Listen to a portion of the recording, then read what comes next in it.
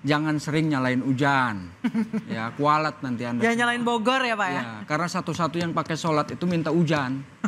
Nggak ada sholat minta panas. Secara maksimal untuk mengatasi dan minimalisir dampak dari genangan air ataupun banjir ini, sampai dini hari pun kami masih terus berupaya mengatasi genangan ataupun banjir ini.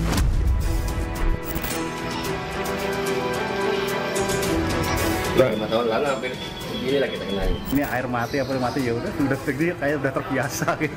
Kemarin masih ketek, lagi 2 hari, sehari 2 hari tuh ketek. Sekarang udah 3 hari ya.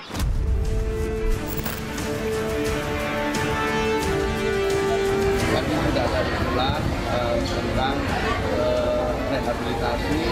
Salah satu diantaranya adalah yang menyangkut dari sumber adanya banjir tahunan ini. Nah, misalnya pembangunan waduk dan lain sebagainya. Tentu itu akan kita teruskan.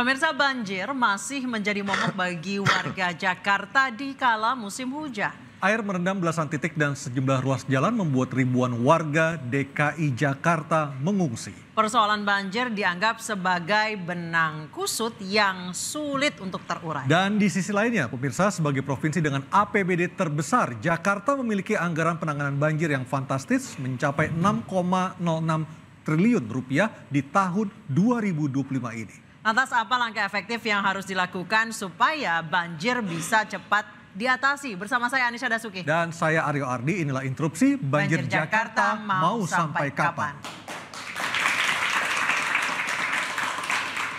Sudah ada narasumber yang bergabung bersama kami. Saat ini masih 3, tapi nanti masih ada 2 narasumber lagi. Di sebelah kanan saya ada Ciko Hakim, Koordinator Komunikasi Tim Transisi Pramrano. Selamat malam Bang Ciko. Selamat malam Bang Ciko. Malam semua, Assalamualaikum. Dan Waalaikumsalam warahmatullahi wabarakatuh. Dan ada Pak Henry, Sekdis SDA DKI Jakarta. Selamat malam Pak Henry.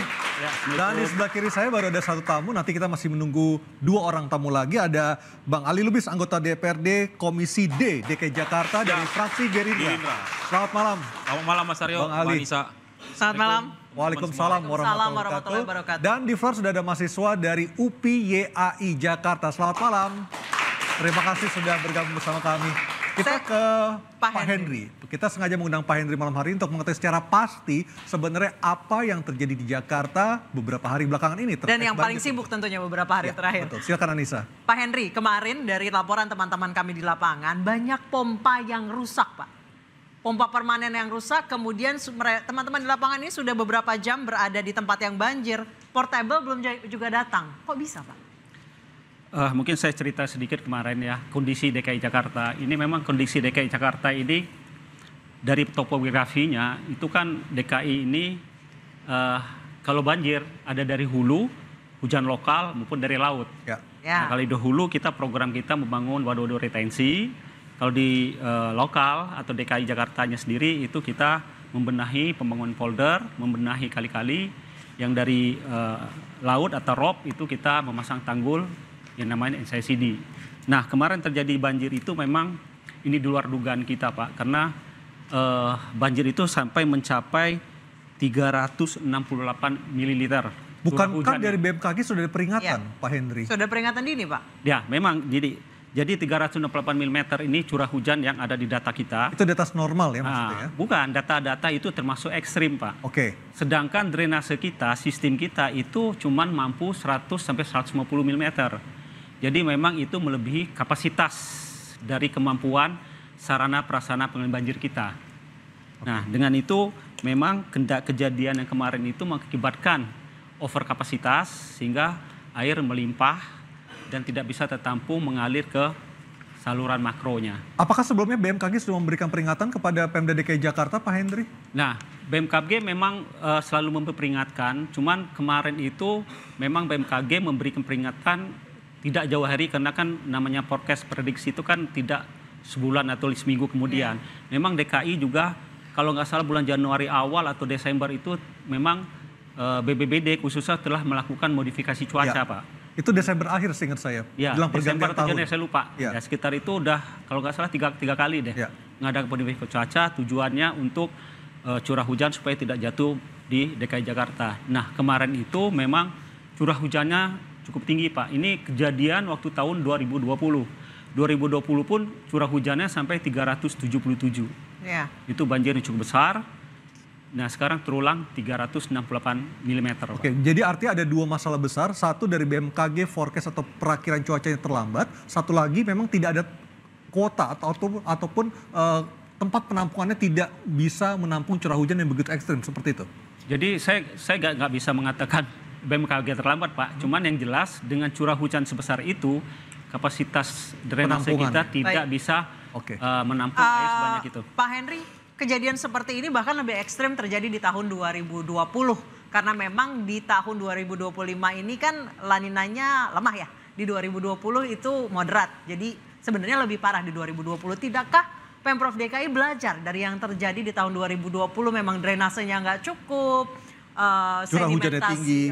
Sedimentasi sungai kali, kemudian rob dan lain sebagainya. Dan anomali cuaca bisa terjadi kapanpun, global warming. Jadi gini, kita dalam merencanakan suatu drainase itu memang kita bisa sih mencapai drainase sampai 400, 300, nanti semua jalan jadi drainase semua. Jadi kita memang ada drainase kita yang tersedia sekarang itu antara 100 sampai 150. Nah, itu yang ada. Jadi kenapa kita mengantisipasi? Kita tetap mengantisipasi, kita meningkatkan sarana dan prasarana pengendali banjir kita, Bu. Kita mengoptimalkan pompa kita, mengoptimalkan drainase saluran kita. Tapi laporan dari teman-teman kemarin katanya pompa banyak yang rusak, Pak. Kalau saya sih banyak enggak, Bu. Jadi yang jelas memang mungkin ada posisinya pompa mobil mungkin ada. Jadi kadang-kadang itu, Bu, terjadi pada saat musim hujan deras, pompa itu kan kadang-kadang ada kelemahan juga. Kelemahannya kalau sampah nyangkut berarti kan rusak. Justru pada saat titik itu sampah banyak ngalir, bisa aja nanti pompa kita rusak. Baik, sudah ada dua narasumber kami yang juga ikut bergabung. Ada Pak Mukri Friyatna, Deputi Eksternal Eksekutif Nasional Walhi. Pak Mukri, silakan di sini. Mas Mukri. Silakan Mas Mukri. Dan satu lagi ada JJ Rizal, sejarawan, silakan. Saya ke Bang Ali Lubis dulu. Bang Ali sebagai anggota Komisi D yang salah satunya membidangi masalah SDA, sumber daya air. Anda melihatnya apakah ada keterlambatan antisipasi dari Pemda DKI dalam masalah curah hujan sehingga menyebabkan banjir terjadi di 34 titik beberapa hari belakangan ini? Ya, saya mungkin salah satu orang yang sering ngomong di media dan sering mengingatkan juga kepada pihak SDA khususnya ketika ada warning, peringatan dari BMKG. Saya selalu bilang, saya langsung, kita anggota Dewan itu ada grup sama beberapa. Ada WA grup maksudnya? Ya, sama kepala dinas. Jadi kadang-kadang kita tektok di situ. Saya selalu bilang, memang satu, pastikan pompa itu bekerja. Yang kedua, tadi disebutkan pompa mobile. Yang ketiga, kalau daerah banjir itu kita juga menyampaikan agar toilet portable juga disiapkan. Itu kan kalau udah jadi banjir kan pasti kan susah tuh, Pak. Yang kedua, saya selalu mengingatkan juga kesiapan-kesiapan seperti ini termasuk soal PJLP-nya. Artinya petugas di lapangannya kan harus standby juga. Nah, kita selalu menyampaikan berulang-ulang itu baik di media maupun langsung. Tapi lagi-lagi memang kalau bicara banjir Jakarta kan PR, Pak ya. Artinya dari zaman dulu siapapun gubernurnya namanya banjir sama macet itu menjadi PR besar. Nah, yang menarik adalah soal banjir ini. Pertama saya kalau soal penanganan banjir saya mengapresiasi lah. Sudah cukup maksimal artinya soal penanganan banjir. Tapi sangat saya sayangkan ketika saya melihat kok tidak ada konsepnya pencegahan.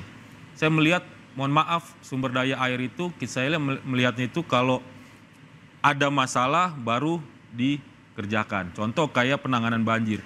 banjir dulu baru semua di standby kan. Oke, artinya di banjir tanggal 26 Januari kemarin itu harusnya bisa dicegah, menurut Anda seperti itu? Harusnya. Oke. Makanya saya bilang tadi, kalau soal penanganan mungkin kita bisa lihat di media, dulu misalnya berapa hari tenggelam, sekarang sudah mulai lebih cepat. Itu kan dari penanganannya saja. Seharusnya kalau kita bicara Jakarta, mudah-mudahan nanti saya juga ngasih pesan kepada gubernur yang baru, coba deh konsepnya itu dirubah jadi pencegahan. Pencegahan itu misalnya gini, sumber air di Jakarta kalau banjir itu kan ada 3. Tadi kalau di pesisir barat, berarti air rob, arti naik tinggian air. Laut, ya. Air laut. Kalau dia dari sungai-sungai Ciliwung segala macam, berarti kan dari Katulampa Bogor, sama curah hujan. Nah, ini kan harus ada konsepnya Pak. Misalnya kalau di pesisir utara sering rob, apa sih bentuk pencegahannya, mitigasinya? Dan selama ini berarti Anda melihat dari gubernur ke gubernur tidak punya pelaksanaan ataupun evaluasi ataupun pencegahan yang mumpuni untuk mencegah banjir? Saya melihat lebih kepada penanganan. Saya ke Pak Mukri. Pak Mukri, Anda melihatnya kerusakan di lingkungan di Jakarta yang paling menyebabkan banjir, yang paling utama perlu diperbaiki apanya? Ya, sebelum saya menjawab itu ya, yang pasti kita berpesan kepada pemerintah, jangan sering nyalain hujan, ya kualat nanti Anda. Jangan nyalain Bogor ya Pak ya? Karena satu-satu yang pakai sholat itu minta hujan, nggak ada sholat minta panas. Ya. Terus menjawab persoalan yang tadi, nah ini kan dalam konteks keseimbangan lingkungan ya, karena basis kita adalah lingkungan. Satu yang belum berkembang itu adalah terkait dengan kecukupan ruang terbuka hijau kita. Masih pada kisaran angka 11 dan 13%. Kalau yang lain Pemda DKI itu luar biasa sudah siap. Ya, terkait konteks kebijakannya, contingency planningnya sudah ada. Tetapi kalau nggak didukung dengan kebijakan contoh seperti tata ruang tadi, penyiapan ruang terbuka hijau juga nggak akan pengaruh. Nah selama ini kan kemudian saling beralibi bahwa ini karena ada kiriman air dari atas. Ya di mana-mana juga yang namanya hujan tuh dari langit. Kalau dari bawah sumur namanya kan. Seperti itu. Jadi jangan ngarang-ngarang maksud saya. Sekarang kita harus mengakui dengan kesadaran bahwa ada soal. Ini contoh. Teknis yang paling teknis sekali, ini dari zaman Hong Blehong kok nggak beres-beres, baru dipasang trotoar, dikeduk lagi gitu ya. Itu tapi Mas Mukri, kita spesifik untuk membahas banjir tanggal 26 Januari kemarin. Dari pandangan Walhi, analisa Walhi, apa yang menyebabkan banjir itu terjadi? Selain karena memang curah hujannya tinggi, ekstrim ya? Betul. Ya karena nggak ada daerah tangkapannya, nggak ada daerah serapannya. Sungai masih bermasalah, memang kita dilintasi oleh 13 sungai besar ya di DKI Jakarta. Nah, sebagian cara mengatasi untuk menjawab banjir itu di beton-beton. Makanya kalau bagian komunitas Ciliwung tuh yang ada seperti di Condet, dia cenderung mengembalikan kayak seperti zaman dulu. Karena di situ ada tempat-tempat parkir air. Naturalisasi ya, bukan normalisasi. Bukan betonisasi. Ya. Itu yang diharapkan oleh komunitas juga. Karena ada kisahnya dulu bagaimana caranya orang Bogor bisa sampai ke Jakarta kan pakai rakit. Ada terminal-terminalnya tuh tempo hari, tempat mereka berhenti. Itulah yang sedang digagas oleh komunitas Ciliwung. Supaya kalaupun kita tidak mampu menjawab secara maksimal, paling tidak ada upaya untuk minimalisir persoalan banjir ini. Nah yang paling penting kita berharap sekarang ini tambahlah sebisa mungkin kecukupan ruang terbuka hijaunya. Nah ini juga berkaitan, coba kalau kita mau jujur, benar nggak ada efeknya? Dampak reklamasi pantai itu. Dia menghambat laju airnya. Mau kemana dia nendang balik. Baik, saya ke Bang Ciko. Yes. Bang Ciko, walaupun katanya hujan di saat Imlek itu artinya rezeki, tapi bukan berarti banjir ya. Kalau misalnya dari Pramrano, nanti rencana utama untuk penanggulangan banjir apa? Naturalisasi kah? Polder, sistem polder kah? Atau mungkin sumur resapan lagi? Mungkin semua yang disebut itu termasuk dalam apa yang akan dilakukan oleh Mas Pram dan Bang Dul. Termasuk juga yang disampaikan dari rekan kita dari Walhi ya. Terkait dengan ruang terbuka hijau. Ya kita akan memenuhi prasyarat itu ya ke 30% ya kalau nggak salah. Dan itu udah menjadi targetnya Mas Pram dan Bang Dul. Dan Mas Pram dan Bang Dul karena berasal dari PDI Perjuangan, Ibu Megawati Soekarno Putri hanya menitipkan 2 hal. Terkait dengan ruang terbuka hijau dan bagaimana untuk merawat taman-taman di Jakarta. Apakah nanti artinya akan ada pembongkaran Bang Ciko? Enggak, karena memang sebenarnya aset-aset tanah yang idle yang bisa digunakan untuk kembali untuk menambah ruang terbuka hijau itu sudah cukup. Tapi kan tentunya itu juga terkait anggaran. Nanti Bung Ali Lubis lah itu yang ngatur-atur di DPRD bagaimana kita bisa kerjasama. Artinya nih semua membutuhkan kerjasama yang erat dari semua stakeholder yang ada ya, dari Pemprov, DPRD, teman-teman dari NGO, ya kan, civil society, dan juga masyarakat. Kita bicara soal edukasi juga, bukan menyalahkan, tapi juga dengan kejadian-kejadian yang sering terjadi ini, apakah masih wise untuk tinggal di bantaran kali, ya kan? Apakah masih wise untuk tinggal di tempat-tempat yang tidak sepatutnya menjadikan tempat tinggal? Dan itu juga harus dipikirkan, apakah masih mau hidup seperti orang-orang yang kurang beradab dengan membuang sampah sembarangan tadi. Nah, terkait dengan pompa ya, saya bukan bermaksud membela gitu, tetapi yang kita ketahui memang pompa ini kan nggak bisa nyala 24 jam. Jadi kadang-kadang masyarakat juga ketika melihat pompanya mati, dia pikir rusak, padahal itu sedang istirahat karena mesinnya itu panas. Nah, tapi ada kritik juga terkait dengan kepada Dinas Sumber Daya Air dan Pemprov, sebenarnya bukan kritik lah.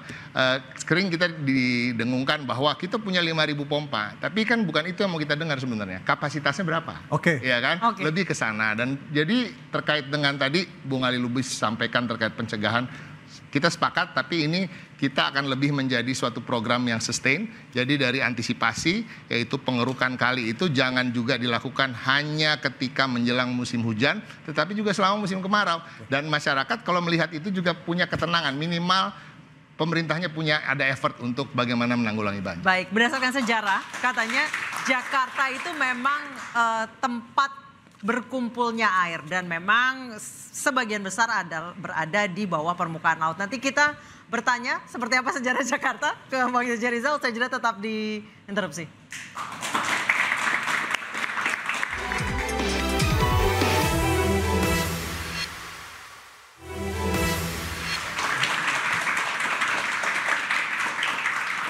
Ya, kita akan bertanya kepada Bang Jaja Rizal. Jakarta dari dulu memang sudah langganan banjir, tapi dari tahun ke tahun banjirnya tambah parah menurut saya. Meskipun di beberapa tempat sudah lebih cepat surutnya Bang JJ.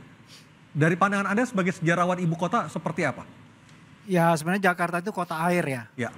Jadi kalau kita ngelihat toponimi gitu atau nama tempat, mayoritas nama tempat di Jakarta itu identik sama air. Atau sama sesuatu yang memberi ruang untuk air. Rawa. Berapa banyak nama pakai kata kali, berapa banyak pakai kata rawa, berapa banyak pakai kata pohon misalnya. Tapi sayangnya masyarakat kita tidak dididik untuk menghargai kali, menghargai sungai ya? Ya buat saya itu karena dalam periode yang panjang kemudian kita lupa bahwa saudara kembar Jakarta itu air. Asal usul kota Jakarta itu kan dibentuk oleh hujan tropis di masa Pleistosen 3.500 tahun. Sebelum Masehi ada hujan yang besar di selatan Jakarta mengikis punggung gunung. Dan itulah yang membawa lumpur dan menjadi sungai. Karena itu kan kalau kita buka peta, Jakarta itu banyak sungai. Ada 13 sungai ya? Jadi dari nama tempat, asal usul itu menyiratkan bahwa ke masa depan sebenarnya kalau kita mau bangun dan hidup di Jakarta itu arahnya cuma dua. Jadi kota hijau atau kota biru. Persoalan besarnya kita ini jadi kota abu-abu, aspal dan beton melulu. Kan kita jadi durhaka. Itu terjadi dari gubernur ke gubernur ya? Ya gubernur ke gubernur itu. Paling parah gubernur siapa? Loh, ini dong kita pengen tahu kan? Saya pikir hampir semua gubernur mengalami situasi yang parah ya. Karena siklus banjir sejak tahun 1893. Itu sampai tahun 1950 itu siklusnya masih 5 tahunan. 5 tahunan ya. Tapi dari tahun 50 sampai tahun 80 itu siklusnya dari 2 atau 3 tahun. Tapi lagi. Setelah itu nggak ada siklusnya, bodoh amat gitu. Bang JJ. Karena dia sebagai saudara kandung kita, saudara kembar Jakarta tuh ngerasa nggak dihargain, nggak diorangin. Ruangannya tuh kebanyakan diambil sama saudaranya gitu. Bang JJ. Kapan warga Jakarta mulai tidak menghargai keberadaan air itu? Mulai kapan? Warga Jakarta nggak menghargai air itu sejak masa kolonial. Tapi kolonialnya pergi, Belandanya pergi kan budayanya bukan berarti pergi. Budayanya tetap hidup. Nah orang Jakarta itu, orang Betawi itu punya penghargaan yang besar terhadap Ciliwung misalnya. Ciliwung itu perempuan, dianggap ibu. Ya. Dan dia diancak, dihormati. Jadi kalau pergi ke Kali Pesanggerahan ketemu Bang Idin tanya, Bang masih ngancak gak? Karena di situ dianggap ruang leluhur gitu. Pohon-pohonnya, vegetasinya tuh dianggap ruang leluhur yang harus dihormati, diberi respek. Dan karena itu leluhurnya tuh ngasih nama tempat seperti saya bilang tadi, identik sama air, identik sama pohon, sesuatu yang menampung dan memberi ruang buat air. Tapi dunia kolonial dan dunia kolonial tanda petik setelah kita merdeka yang bertindak seperti pemerintah kolonial itu membawa pikiran darat gitu ya. Oke, baik. Pikiran beton begitu. Jadi bayangin ya sekarang kita ngomongin banjir itu bukan persoalan sekedar pompa ada berapa, kali dikeruk apa enggak. Persoalan yang lebih besar adalah seberapa besar kita berbagi ruang dengan saudara kita yang namanya air. Baik, saya ke Mas Mukri. Mas Mukri, dari catatan Walhi, catatan kritis Walhi, di era gubernur siapa yang paling banyak untuk mengeluarkan izin pembangunan sehingga daerah resapan air menjadi jauh berkurang? Kalau sebetulnya bisa nge-tracknya ya. Saya lupa persisnya kan nggak ngikutin si gubernur-gubernurnya nih. Tapi kita bisa cek misalnya dari tahun 97. Dulu ada yang menyebutkan biasa banjir itu 5 tahunan gitu ya. Nah yang paling terparah itu kan 2015 saat itu. Banjir paling besar tuh. Yang sampai memakan korban jiwa dibandingkan dengan banjir-banjir sebelumnya. Dan tahun 97 juga. Jadi 2 itu yang paling besar tuh. Oke. Nah kita bisa bantu nih jawab ini. Silakan. Lihatnya dari master plan. Di master plan 6585 itu Ali Sadikin menetapkan ruang terbuka hijau. Belum ruang birunya ya. Itu 37,5%. Di master plan 85 2005 itu di-cut. 2005. 30%. 85 sampai 2005. Ya, turun 30%. Tapi nggak pernah nyampe sejak tahun 1985 sampai 2005 sampai gini hari itu nggak pernah nyampe 10%. Oke. Ruang birunya cuma 3%. Jadi hampir 90% ruang Jakarta tuh beton. Berarti ini juga ada 2 kesalahan ya, ada kesalahan dari eksekutif dan legislatif yang tidak mengawasi dengan baik. Iya, jadi menurut saya kapasitas, kita bicara kapasitas pemerintah ke pemerintah yang tidak punya pengetahuan tentang kota yang mereka pimpin. Oke. Bang Ciko, ketika nanti Mas Pram dilantik bersama Bang Rano, apa sih komitmennya untuk mengatasi banjir ini, untuk ruang terbuka hijau, bisa Anda sebutkan lagi Bang Ciko? Ya tadi, bahwa memang kita akan berupaya semaksimal mungkin untuk memenuhi target tersebut ya, walaupun tidak mudah karena sekarang jaraknya masih terlalu jauh untuk ke 30%. Terkait dengan hal-hal yang sifatnya pencegahan, ya kan, pencegahan ketika terjadi banjir dan ketika setelah terjadi banjir. Kan ini kan banyak prosesnya sekali. Jadi artinya ini adalah satu hal yang sustain dan harus dilakukan dalam setahun penuh gitu, nggak bisa berhenti gitu. Tadi bahwa cuma tidak hanya di musim penghujan atau menjelang musim hujan, pengerukan dan lain-lain. Tapi hal-hal yang terkait Jakarta ini kan juga tidak sesederhana itu.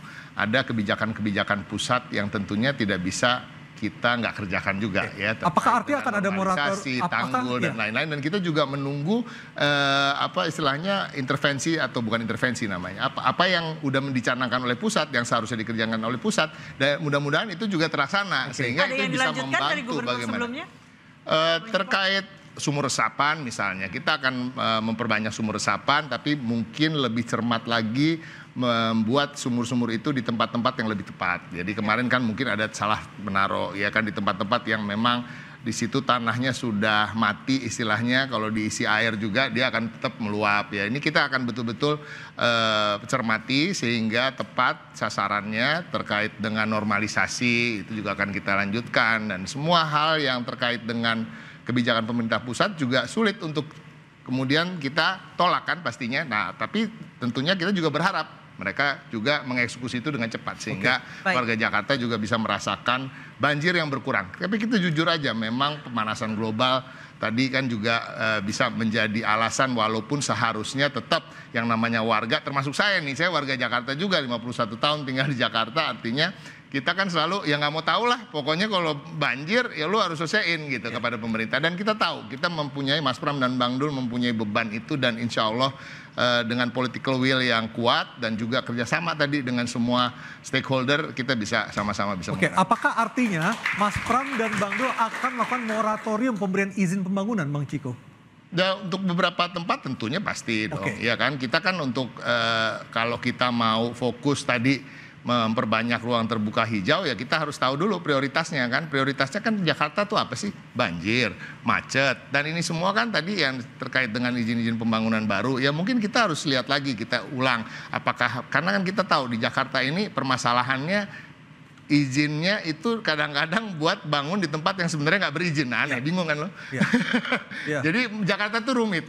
Jadi ini yang betul-betul akan kita bereskan, kita akan sisir. Semoga itu bisa berjalan dan selama dalam waktu 5 tahun pemerintahan Mas Pram dan Bang Dul ada impact yang bisa dirasakan oleh masyarakat. Baik, saya ke Pak Mukri. Pak Mukri tadi berbicara soal sumur retensi sumur resapan yang dibangun di tanah-tanah yang sudah lebih jenuh. Ada datanya nggak, Walhi?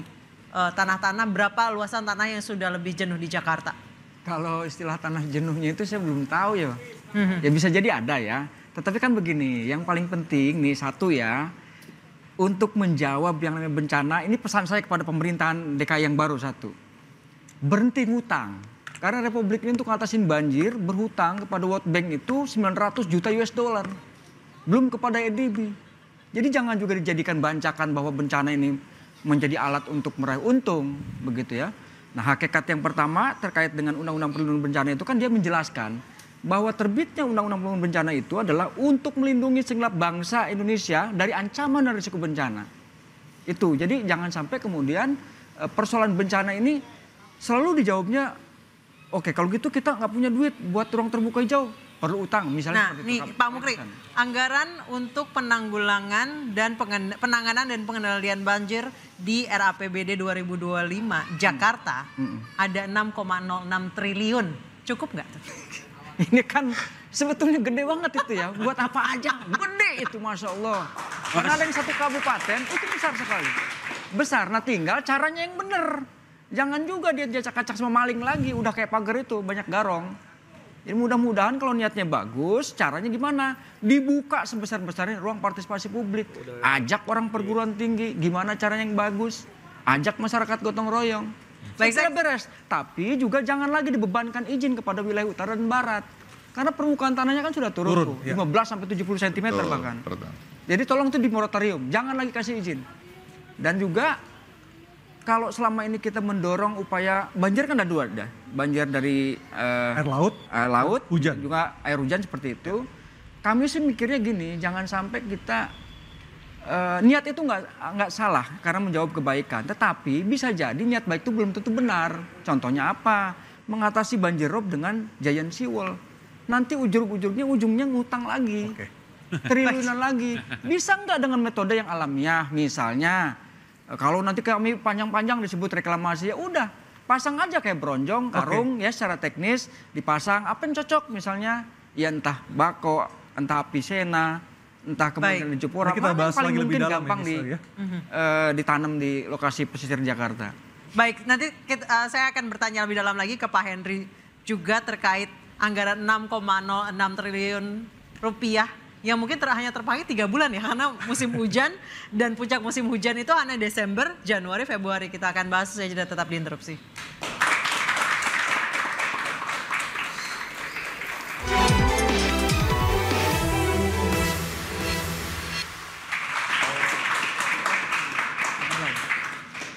Pak Henry, tahun lalu anggaran untuk penanganan dan pengendalian banjir tahun 2024 itu 4 triliun. Tahun ini naik jadi 6 triliun. Uang sebanyak itu sebenarnya buat apa sih Pak? Baik, terima kasih.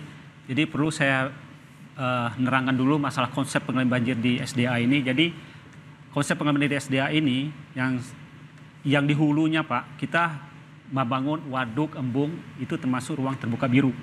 Itu udah konsep kita kayak Pondok Rangon, Brigif, itu pembangun sebagai pengendali banjir.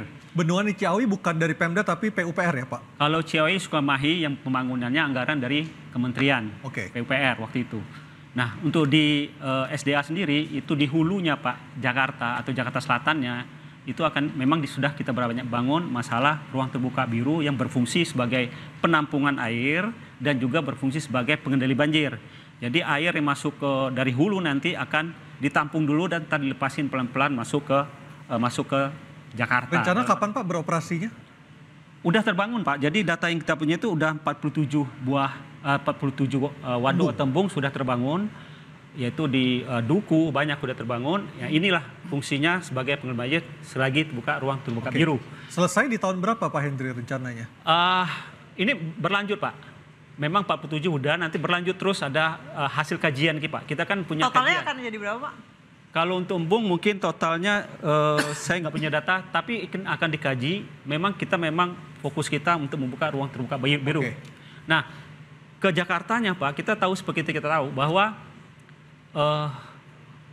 dataran atau topografi di DKI Jakarta sebagian utara itu menunjukkan bahwa itu jauh di bawah permukaan pasang laut. Nah, inilah Pak, kenapa kita tidak bisa membangun yang Bapak bilang tadi kayaknya di atas, karena ini secara otomatis dia tidak bisa mengalir air secara gravitasi menuju laut. Nah, sekarang itu makalah kita buat polder-polder. Polder-polder itu memang rencana kita tuh ada 70 polder hasil kajian kita, yaitu 14 polder udah jadi dan sistemnya udah memadai, dan ada 38 polder lagi yang sudah terbangun tapi sistem drainasenya belum memadai atau belum sesuai dengan rencana kita. Kenapa? Nah, inilah yang sebagian yang mengakibatkan adanya polder udah ada, pompanya udah ada, kok masih banjir. Nah, drainase yang mau masuk ke pompa menuju pompalnya ini yang belum secara teknis belum sesuai dengan perencanaan. Apakah anggarannya saat ini cukup Pak? Kalau cukup, sedangkan gini, untuk 18 polder itu belum terbangun Pak. Memang untuk anggaran untuk bangun polder itu memang saya rasa belum cukup Pak. Karena ada pembebasan lahan juga ya? Ada. Nah itu tadi ada pembebasan lahan, ada... Makanya ditambah 2 triliun lagi. Ya, mungkin tiap tahun itu akan kita jalankan. Belum lagi normalisasi kali kita ada 13 kali. Jakarta ini memang agak unik Pak. Oke, Semarang masuk 13 kali Pak di Jakarta. Tidak cukup tuh 6 triliun katanya. Nambah lagi Bang? Ya, kalau soal anggaran, saya pikir kalau bicara kurang memang pasti selalu kurang. Kalau maunya banyak.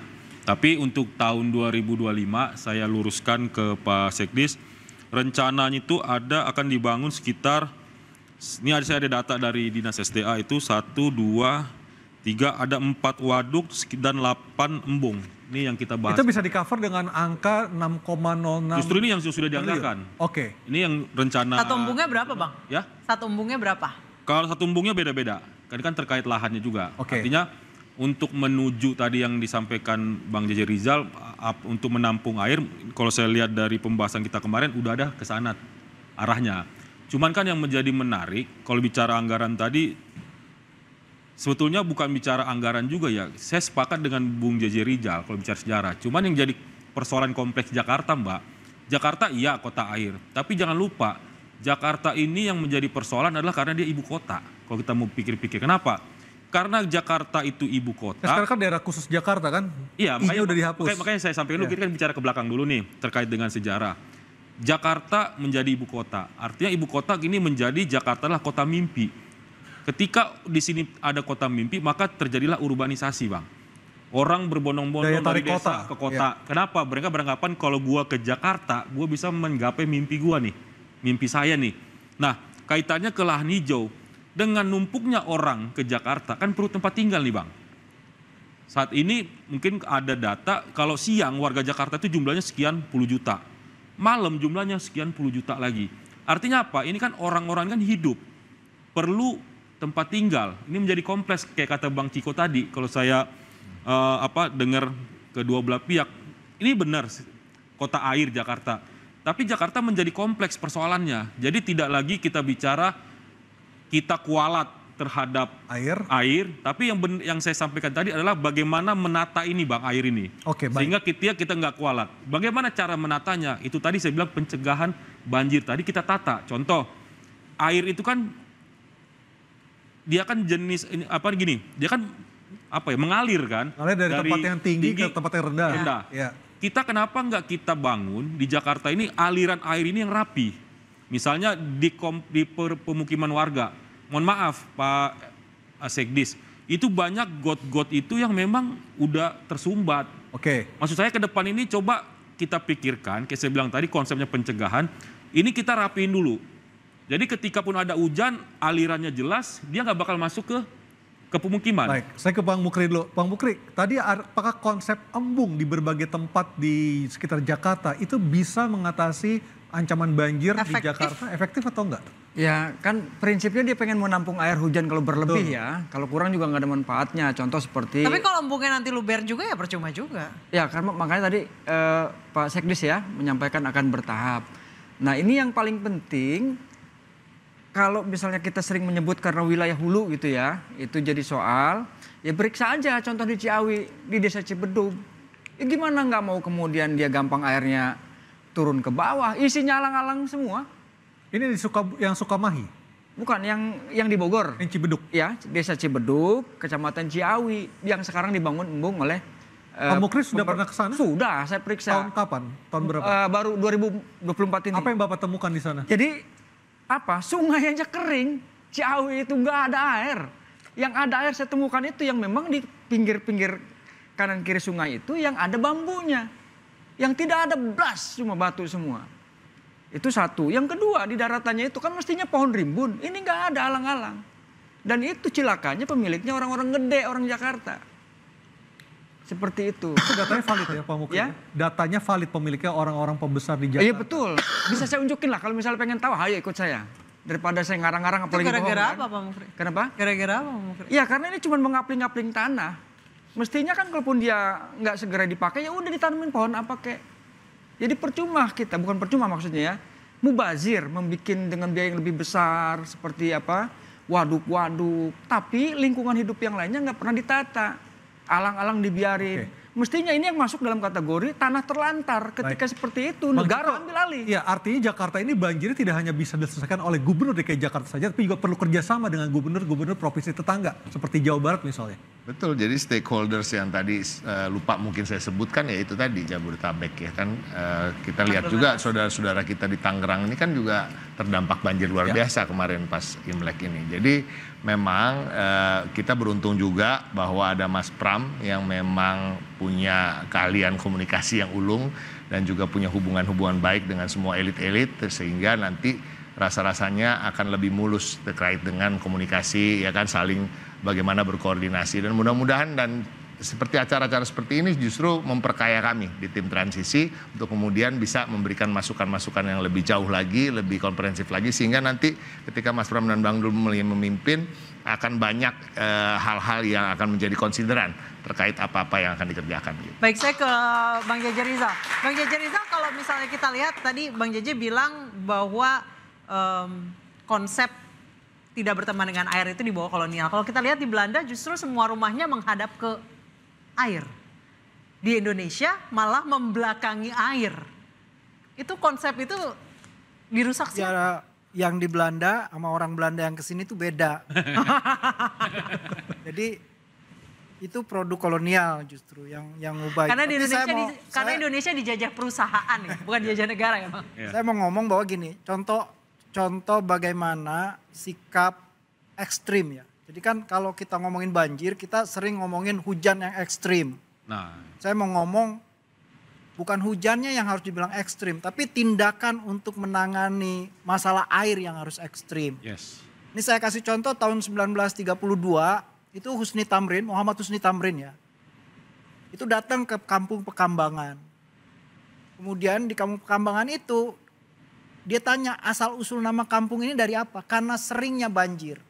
Jadi itu kampung ngambang terus. Karena itu dinamain Pekambangan. Lalu dia cek lah apa yang menyebabkan itu kampung berkait dengan banjir terus menerus. Rupanya ada perubahan tata guna lahan di selatan Jakarta yang menurut Tuliting tahun 30-an harusnya menjadi green belt itu dibabat jadi perkebunan teh. Tamrin bicara di Foxtrot, Tamrin bicara di Kemente agar perkebunan teh bertanggung jawab. Dia harus membayar pajak sampai 30% karena bencana yang diakibatkan oleh si perkebunan teh ini. Jadi menurut saya harus ada sikap ekstrim dari pemerintah.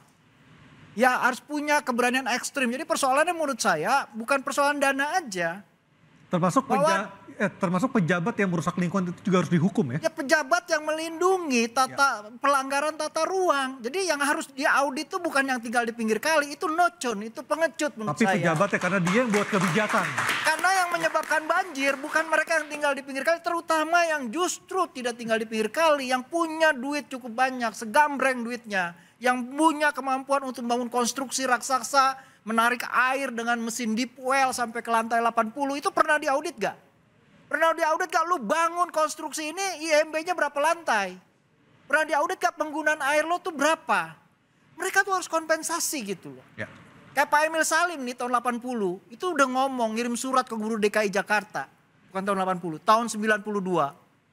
Ya, itu dikutip lagi sama Poke waktu banjir tahun 2008, bulan November. Sehingga orang gak bisa masuk ke bandara kayak kemarin. PIK harus tanggung jawab katanya. Kenapa? Ya PIK yang hebat ini menurut suratnya Emil Salim. Kalau lo bangun PIK, lo reklamasi PIK, salah satu akibatnya bukan hanya kerusakan lingkungan hidup. Tapi PIK juga tidak akan pernah ada jika tidak ada kebijakan yang memberikan mereka keluasan untuk membangun. Itulah karena itu saya bilang harus juga ada tindakan ekstrim dan keberanian mengubah dan mengembalikan tata ruang, rencana tata ruang dari rencana tata uang. Kan selama ini rencana tata uang. Baik, kita masih akan kembali usai jeda, tetap bersama kami.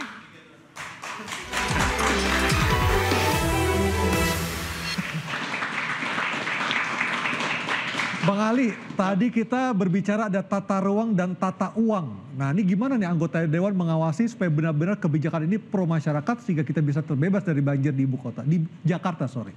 Iya, kalau soal tata ruang dan tata uang tentu hari-hari ini sedang rame soal-soal itu. Apalagi adanya tadi disinggung Bang Jeje Rizal soal PSN salah satunya yang soal PIK.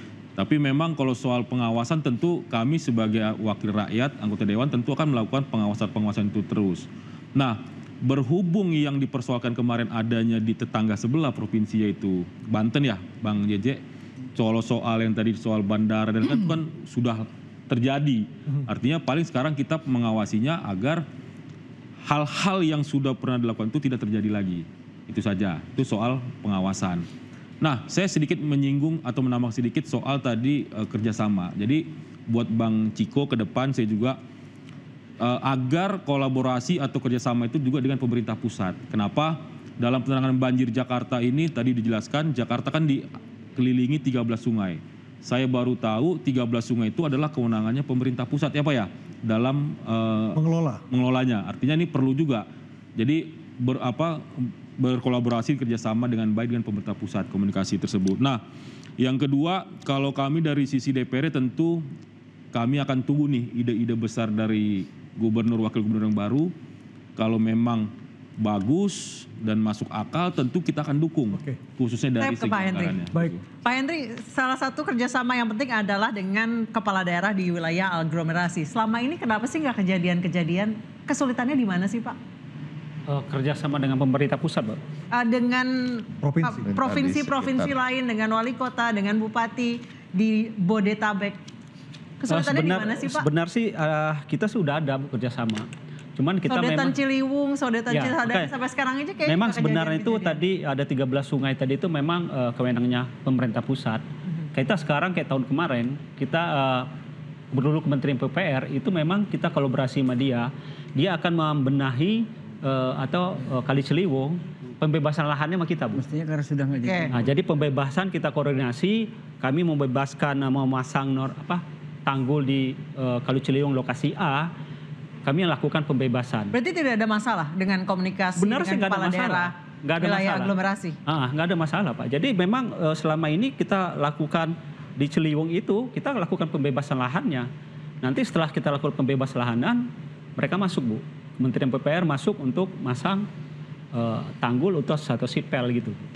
Itu memang sudah koordinasi dari beberapa tahun yang lalu, memang selalu kayak gitu. Berarti sekarang setelah koordinasi lancar, berarti kayak sodetan-sodetan gitu akan jadi Pak? Ya kalau sodetan udah jadi kan, Ciliwung ke BKT udah jadi. Nah itu koordinasi juga. Nah semuanya itu kan kita sama kementerian itu khususnya Balai Besar Ciliwung Cisadane itu selalu kita koordinasi. Apalagi dalam pembangunan yang sifatnya ada pembebasan pasti kita yang bebasin. Karena anggaran dari APBD. Berarti tidak ada masalah ya selama ini? Sebenarnya nggak ada masalah Bu. Baik, saya ke Bang Ciko. Bang Ciko untuk penanganan dan pengendalian banjir yang pertama kali akan dilakukan di 2025 ini.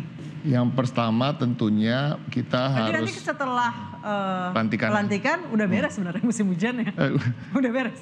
Belum. Tadi kebetulan saya juga ada di acara serupa seperti ini di televisi, berbicara ada dari BPBD, dari BMKG, kita bicara dengan teman dari BMKG ini sebenarnya kita harus antisipasi banjir, curah hujannya yang mungkin bisa lebih tinggi lagi daripada yang kemarin. Tetapi pada prinsipnya Mas Pram dan Bang Dul ini kan pemerintahan yang baru, dan tentunya yang utama sebelum mengambil keputusan-keputusan yang tepat tentunya harus melakukan survei. Ya, jadi kunjungan-kunjungan tentunya ke Waduk Riario yang selama ini kita rasakan harusnya bisa membantu menanggulangi di utara dan barat Jakarta. Kita bicara soal kunjungan ke Ciliwung, nanti juga berbicara tentunya dengan komunitas-komunitas yang berada di sana, dan masukan-masukan seperti inilah yang kita akan lakukan dulu. Jadi kita nggak mau muluk-muluk, oh kita akan melakukan ini A, B, C, D, E, F, G tanpa Mas Pram dan Bang Dul melihat dengan mata kepala sendiri apa yang bisa dilakukan di daerah tersebut. Mas Mukri dari sedikit saja. Saya mau nantang Mas Pram dan Bang Dul ke depan, konsep mengatasi banjir ini bukan lagi kepada penanganan tapi pencegahan. Karena kan selama ini tadi sudah sampaikan lebih kepada penanganan nih. Jadi saya mau tantang apakah ada ide-ide besar itu terkait pencegahan. Berarti dengan 6T harus bisa pencegahan gitu? Harusnya, karena anggaran 6T ini cukup untuk pencegahan. Artinya untuk sementara ini apabila mau dilakukan pencegahan masih cukup. Baik, silakan Walhi, Mas Mukri.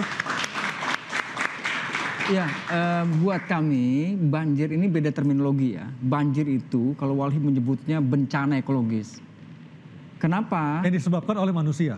Ya, jadi sebabnya itu sederhana sebetulnya. Kenapa terjadi bencana ekologis? Dua aja faktornya. Karena ketidakadilan dan gagalnya sistem pengurusan alam. Ketidakadilan dimaksud itu bukan semata-mata membangun tuh ngurusin orang. Manusia butuh rumah, air juga butuh tempat. Contohnya apa? Biarkan situ itu jangan diuruk. Rawa itu jangan diubah fungsinya.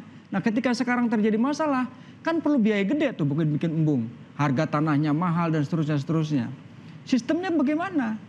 Ya sistemnya ini dibangunlah pola gotong royong gitu ya. Jangan kemauan kita sendiri. Contoh buat untuk Ciliwung, jangan juga dipaksakan harus dibetonisasi. Kalau rakyatnya berdasarkan pengalaman pengetahuan lebih cocok untuk menjaga mengatasi banjir dengan cara naturalisasi, kenapa tidak? Seperti itu. Jadi berharap pemerintah DKI ke depan itu ya ikutin apa yang diharapkan oleh masyarakat. Baik, saya tidak ada pertanyaan ke Bang Jeje Rizal, tapi saya ingin Bang Jeje singkat saja mungkin hanya 1 menit gambarkan persahabatan antara Jakarta dan air sebelum dirusak, sebelum semuanya rusak seperti saat ini. Ya, Jakarta sama air itu seperti saya katakan, dia itu saudara kembar, dia lahir dari rahim yang sama. Hujan tropis yang mengikis punggung gunung di selatan Jakarta. Dan hujannya sekarang yang melahirkan itu karena climate change, perubahan iklim itu semakin ekstrim. Ya karena itu kita perlu tindakan yang ekstrim juga. Bukan hujan yang disalahkan, tapi tindakan yang lebih ekstrim yang harus kita ambil. Keberanian yang lebih lebih besar, penanganan yang lebih serius, yang nggak ngomongin banjir saat musim hujan. Harus setiap hari ngomongin banjir karena dalam periode yang panjang kita sudah mengalami persoalan banjir gitu. Persoalannya menurut saya ya kita perlu dana yang besar. Buat saya 6 triliun itu bukan dana yang besar untuk menangani banjir. Ya karena kita bicara sebuah proyek yang sifatnya jangka panjang dan tidak bisa selesai tapi pekerjaan yang terus menerus. Dan menurut saya juga kita perlu mengorientasikan pemerintah untuk bertindak ekstrim. Begitu juga warga untuk bertindak ekstrim bersama-sama menuju kota hijau atau kota biru. Pilihannya nggak lain kecuali mampus kalau ngambil itu. Baik, itu mimpi kita semua supaya Jakarta dan kita semua bisa hidup berdampingan dengan air. Dan banjir tidak lagi jadi momok bagi warga Jakarta. Terima kasih kepada para narasumber, terima kasih juga teman-teman para mahasiswa dari UPYI. Saya Anissa Dasuki. Dan saya Aryo Ardi, selamat malam dan sampai jumpa.